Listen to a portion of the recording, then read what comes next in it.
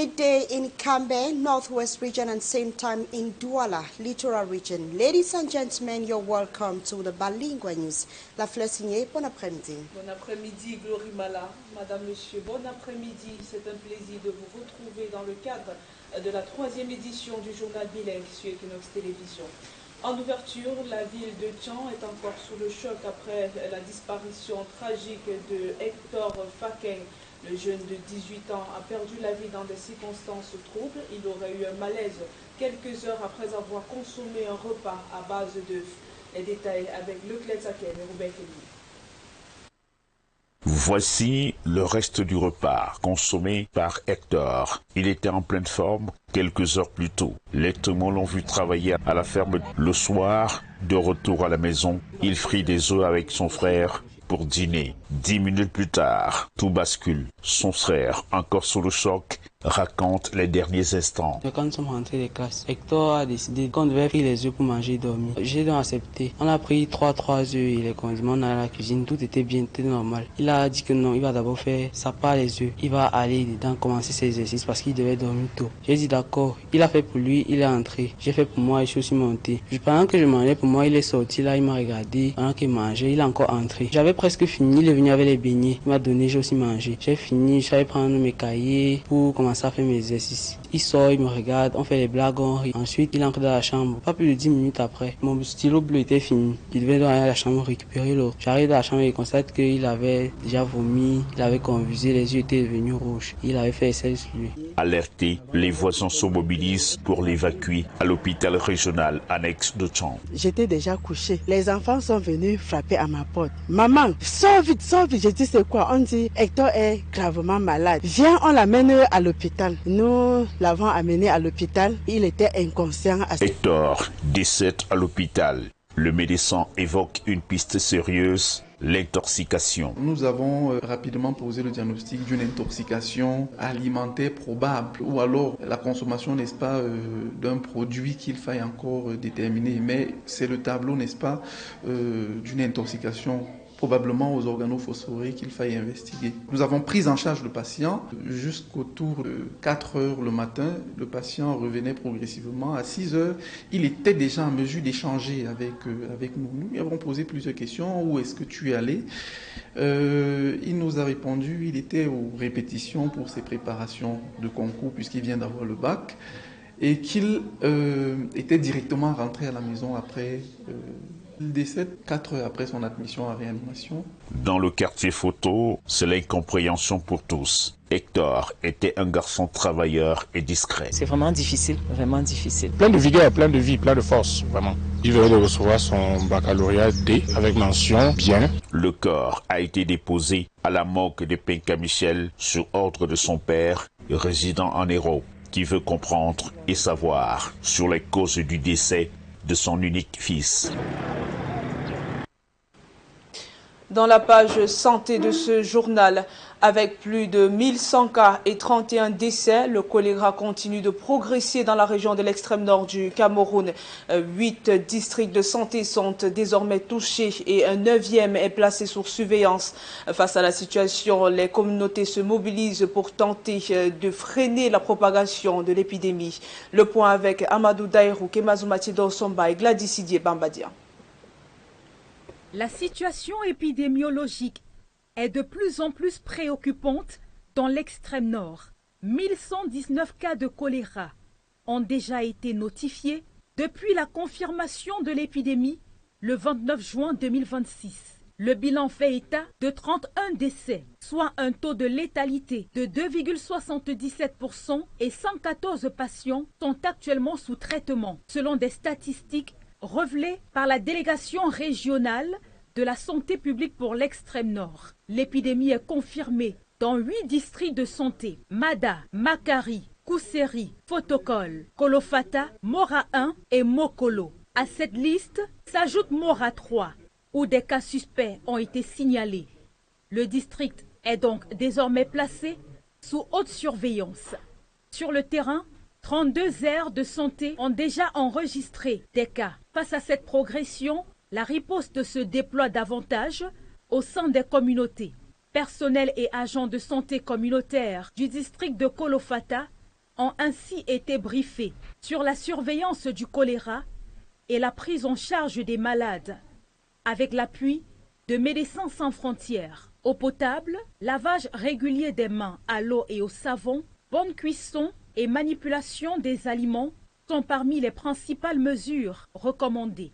Et face à une diarrhée aiguë ou à des vomissements, les populations sont appelées à se rendre immédiatement dans les formations sanitaires. L'alimentation des Camerounais inquiète les spécialistes de santé. Réunis à Yaoundé pour des journées scientifiques, les nutritionnistes appellent à revoir les habitudes alimentaires. Une recommandation qui intervient dans un pays où 23% de la population vit sous le seuil de pauvreté. Les détails avec Ben Christi Moudjo et Rodringassi. Les Camerounais se nourrissent, mais se nourrissent-ils de manière équilibrée? La réponse à cette question est négative, du moins selon les résultats d'une enquête publiée dans la revue Food and Nutrition Science en 2024. Selon cette étude menée dans les régions du littoral, du nord-ouest et de l'ouest, les Camerounais sont plus portés vers les repas énergétiques riches en graisses et en céréales, tandis que la consommation des légumes et des fruits est faible et se chiffre à 55 et 53%. Une situation éloignée des recommandations des nutritionnistes. Ces aliments-là sont divisés en 5 grands groupes. Les aliments de base, les tubercules, les toutes céréales qu'on peut trouver. Les aliments en base de produits animaux, les légumineuses, de l'huile, mais juste un peu d'huile.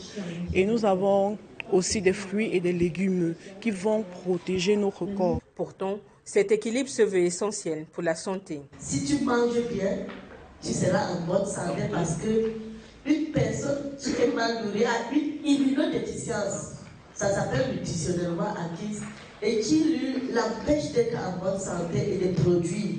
Réunis à Yaoundé dans le cadre des journées scientifiques, les nutritionnistes ont abordé ces problématiques, recommandant notamment un travail sur l'alimentation qui débute au niveau des stratégies de production. On a besoin des nutritionnistes, des chercheurs, des diététiciens pour pouvoir dire que voici l'aliment qu'il faut produire.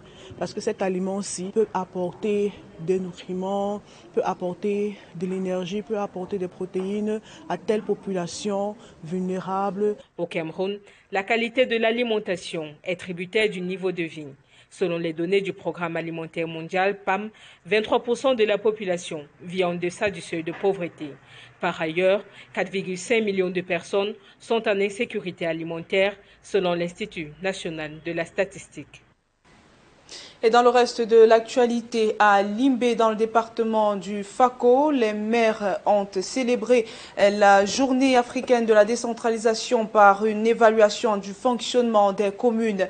Les échanges ont porté sur les finances, le fonctionnement des communes et les moyens d'accélérer le développement local. Les détails avec Stéviane Tepe et Thierry Manos. Dans les communes du Fako, région du Sud-Ouest, le manque de ressources financières continue de compliquer le quotidien des exécutifs municipaux. À l'occasion de la journée africaine de la décentralisation et du développement local, le maire de Tchiko dénonce notamment les retards dans la mise à disposition des ressources destinées aux collectivités. Une situation qui, selon lui, compromet le fonctionnement des services communaux et la réalisation des projets locaux. La décentralisation signifie que les compétences et les ressources doivent être transférées aux collectivités locales afin qu'elles puissent répondre directement aux besoins des populations. Mais dans la réalité, cette décentralisation n'est pas encore effective sur le terrain. Pour l'édile, l'une des principales difficultés se situe dans le circuit de mobilisation et de redistribution des recettes.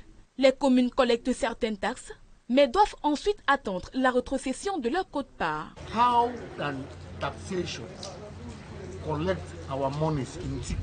Nous collectons les taxes et nous les acheminons à Yaoundé. Ensuite, nous attendons parfois plusieurs mois, voire des années, pour recevoir notre part. À Tiko, depuis 2025, nous n'avons pas reçu les centimes additionnels communaux. Cela représente plusieurs millions de francs CFA. Cette situation a des répercussions sur la gestion quotidienne des municipalités, le paiement des salaires du personnel et la réalisation des infrastructures de base figurent parmi les préoccupations soulevées. Cette situation a des répercussions sur la gestion quotidienne des municipalités. Le paiement des salaires du personnel et la réalisation des infrastructures de base figurent parmi les préoccupations soulevées. Le maire de Chico plaide ainsi pour un mécanisme plus direct et clairement défini dans la répartition des ressources. Une préoccupation qui rejoint l'objectif de cette journée. Évaluer les avancées du processus de décentralisation et identifier les obstacles qui persistent. Nous lançons un appel au pouvoir public pour accélérer les procédures afin que les communes puissent se déployer comme il se doit, exercer leurs compétences et contribuer pleinement au développement local. À Limbé, les échanges auront donc permis de mettre en lumière les attentes des collectivités du FACO. Davantage de célérité dans les procédures et surtout une disponibilité effective des ressources pour permettre aux communes d'assumer pleinement leur mission auprès des populations. Un public reportage à présent. Le leader de la téléphonie mobile MTN Cameroun a imposé la couleur jaune lors de la phase finale des Jeux universitaires à Ebolova dans la région du sud de Cameroun. L'entreprise de téléphonie entend mener son leadership dans la région. Public reportage. L'événement est grandiose ici au complexe multisport de l'université d'Ebolova qui accueille la finale des Jeux universitaires édition 2026. Le site est pratiquement coloré en MTN Cameroun. Ebolova est jeune aujourd'hui. Ça signifie pour nous le leadership de MTN dans la région du Sud. Aujourd'hui marque une étape importante dans le leadership de MTN dans la région du Sud. À partir d'aujourd'hui, on n'est plus que jamais leader dans la téléphonie mobile au Sud. En cette cérémonie d'ouverture solennelle, présidée par le professeur Jacques Famendongo, ministre de l'Enseignement supérieur, MTN Cameroun honore le rendez-vous et accompagne les COPS. Depuis 20 ans, MTN accompagne le FENASU dans le cadre de cet événement et le clou de cette cérémonie, cette année, c'est à Ebolova, où nous apportons aux jeunes étudiants de toute l'étendue du territoire un ensemble d'activités liées au concept que nous appelons Next Level, passer à une étape supérieure en termes d'organisation des Jeux, passer à une étape supérieure en termes d'accompagnement des jeunes, passer à une étape supérieure en termes de rassemblement et vraiment de dynamisation de la jeunesse du Cameroun. MTN Cameroun, désormais une marque déposée et un partenaire fidèle en termes de téléphonie mobile et des appuis multiformes en termes d'action sociale au Cameroun. Voilà, c'est tout pour la première partie du journal. La deuxième, c'est en anglais avec vous, Boya. Good afternoon once more. Merci, La Fleur Signée. Good afternoon, ladies and gentlemen, and thanks for staying with us till the second segment of the news. You're watching the midday bilingual news on Équinoxe television. 2 people have been found dead in their home at Moli Quarter in Upper Bunduma in the town of Boya under unclear circumstances. And according to residents, their death may have been caused by charcoal fume poisoning. That is after the victim burned charcoal indoors to keep warm during a cold night. Let's come back to that incident with Rex Afon. What began as a night indoors has ended in tragedy at Molikwata 10, Upper Bunduma.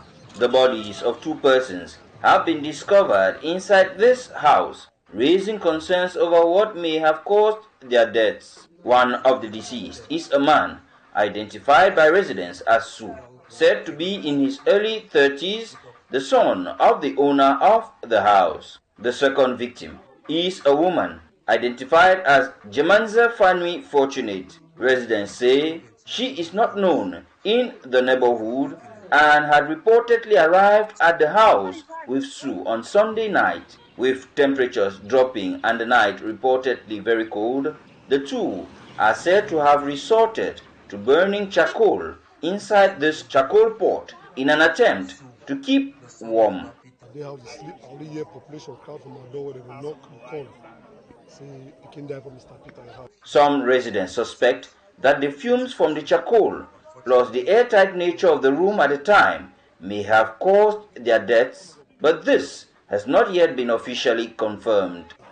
Yeah, so as for now, Commissioner said they don't call police. Authorities are expected to establish the exact circumstances surrounding their deaths, including whether the charcoal fumes were responsible or something else. Their bodies have been deposited at the Boya Regional Hospital mortuary while investigations continue.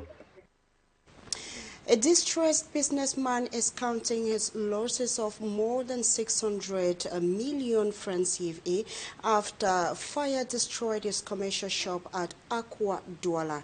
While the cause of the inferno is yet to be made public, the victim is pointing accusing fingers at the long-standing land dispute in the area. Immaculate Fogwe tells us more.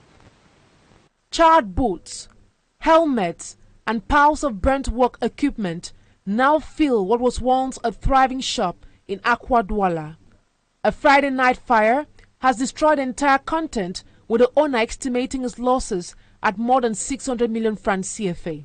I think they cross through this medium. If you enter here, you have to see inside here where they burst the hole to put fire. Unfortunately, there was ties on the particular section.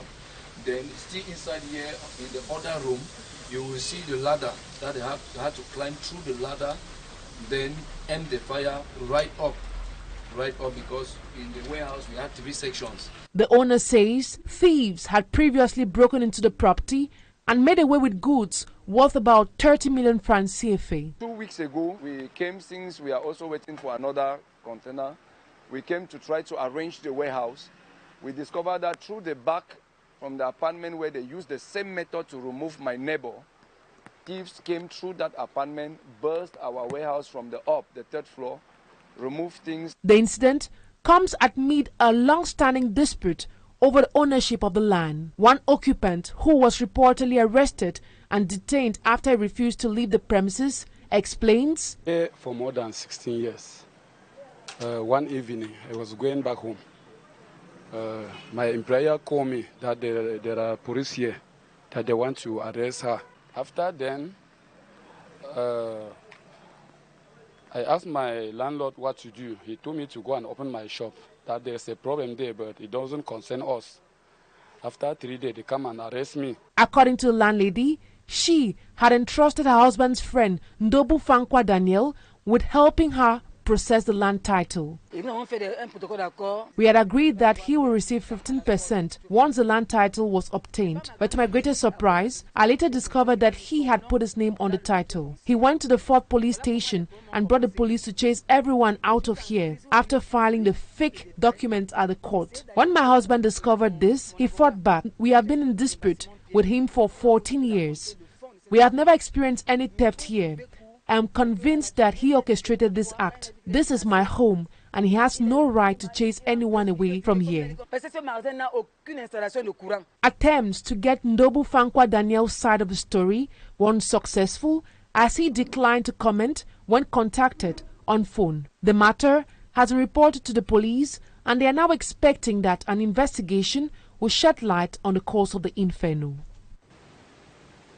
A political scientist, Paul Stefan Menunga, is raising questions about what he described as a potential constitutional inconsistency in Cameroon's presidential succession framework.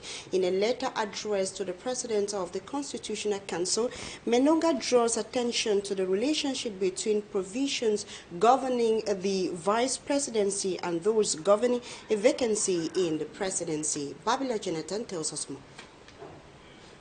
What happens in Cameroon if the presidency becomes vacant while the position of vice president remains unfilled? The question is the central focus of an open letter addressed to the president of the Constitutional Council by political scientist Paul Stefan Menunga. According to him, the issue concerns a possible scenario in which the presidency becomes vacant at a time when the position of vice president has not been filled. Menunga says the Constitution provides that in the event of the death, resignation, or duly established permanent incapacity of the President of the Republic, the Vice President will complete the presidential term. The political scientist adds that The law governing the organization and functioning of the Constitutional Council provides that the council may be seized by the Vice President when it is called upon to establish the President's permanent incapacity. Menunga therefore asks what procedure will apply if the Vice Presidency were vacant at the very moment such a constitutional determination becomes necessary. Says a similar question could arise in the event of presidential resignation. For him, the relevant provision provides for the President's resignation letter to be addressed to the President of the Constitutional Council and to the Vice President. The political scientist questions what mechanism will apply, however, if no Vice President had been appointed.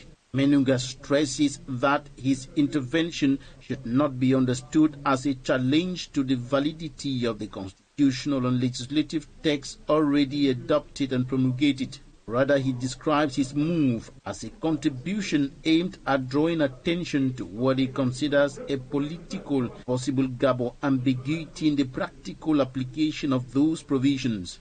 He argues that where the Constitution allows for the possibility that a particular office may remain vacant, the legal framework should also clearly identify which authority will assume the relevant procedural role in the absence of the office holder. Cholera outbreak is gaining ground in the far north region of the country, with 8 district hospitals already affected. More than 1,100 people cases have already been reported, and 31 cases people have died. Health authorities are intensifying surveillance, and community sensitization are already on ground to contain the spread of the disease. Innocent as it tells us more. The figures paint a worrying picture. 1,119 cholera cases have been notified in the far north since the disease was confirmed on June 29, 2026. With the 01 Ogawa serotype identified, 31 people have died, representing a 2.77% case fatality rate, while 114 patients are currently receiving treatment. The epidemic is confirmed in 8 health districts: Mada, Makari, Kuseri, Fotokol, Kolofata, Mora, Marwa 1 and Mokolo. Marwa 3 is also under suspicion, bringing to 9 the number of districts under heightened concern. At community level, 32 health areas have reported cases. The affected areas stretch across several parts of the region, including Fotokol, Kolofata, Limani, Marwa, Makari, Darak, Blangoa, Minawao and Domayo 2. The response is now shifting further into communities.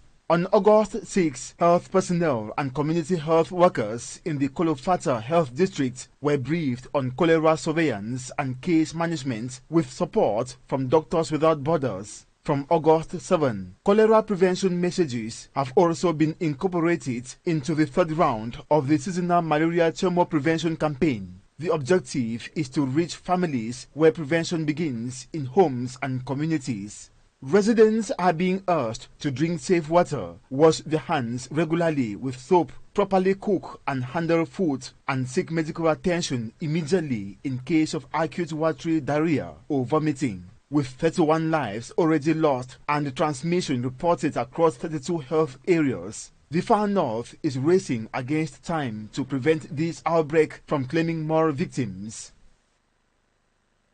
And in sports, the indomitable Lionesses of Cameroon will be meeting Morocco in one of the semi-finals of the Women African Cup of Nations this Wednesday at exactly 9 p.m. local time. While to Morocco, it is a 3rd consecutive semi-final appearance in WAFCON history. Algeria and Malawi are also chasing history as both teams hunt for their first ever final tickets. Smagic and Gabriel with a roundup. The Cameroon versus Morocco clash is experience versus momentum. Qualifying for the semi-final is something huge, and together we shall go further until the final. I felt that they have the same goal like me. Nothing is surprising to me since I knew them and I knew their strength. It might be surprising for you who don't see them or be with them always. The indomitable Lionesses are making their 13th WAFCON appearance and have finished runners-up 3 times in 2004, 2014 and 2016. We came here with a plan, we stuck with the plan, and we did everything to win. So we were not thinking about losing. Since 2 months we work on it to believe in it. This is simple. One more time, I just feel proud. I feel proud of these girls. They did amazing work. We asked them a lot since the beginning. Morocco, the Atlas Lionesses, are in their 5th tournament and have reached the final in the last 2 editions in 2022 and 2024. They have become more than continental giants. Interestingly, these two have barely met. Just one official friendly back on September 16, 2021, which Morocco won 1-0. The first game of the day between Algeria and Malawi is a guaranteed history maker. Neither team has ever reached a WAFCON semi-final before this year. Algeria is in its 7th WAFCON and has finally broken through its group and quarter-final ceiling. And Malawi, complete debutants, ranked 153rd in the world, the Scorchers' run to the Final Four is already one of the greatest stories in African women's football. The two nations have also never faced each other at senior level, so this will be a first. Heading into the semis, Malawi has the tournament's most prolific attack with 9 goals. Morocco has the meanest defense, just 1 goal conceded in 4 matches. Cameroon has scored 7 and conceded 3. And that report ends the midday bilingual news. Ladies and gentlemen, thanks for watching. We meet again tomorrow, same time, God's willing. But until then, stay tuned for more interesting programs. La Flèche Lignée, bonne journée. Bonne journée, Glory Mala. Madame, Monsieur, avant de sortir, rappelons que les Lions, le Cameroun, affrontent ce mercredi à 21h le Maroc en demi-finale de la Coupe d'Afrique des Nations féminines Maroc 2026. Après avoir éliminé le Nigeria, champion en titre, les Lions indomptables doivent croiser le fer avec les Lions de l'Atlas et gagner leur place pour la finale. C'est donc un match qui est très attendu. C'est tout pour ce journal. Merci pour votre attention. Merci également et surtout à l'équipe en régie. Restez sur Équinoxe Télévision. Les programmes se poursuivent.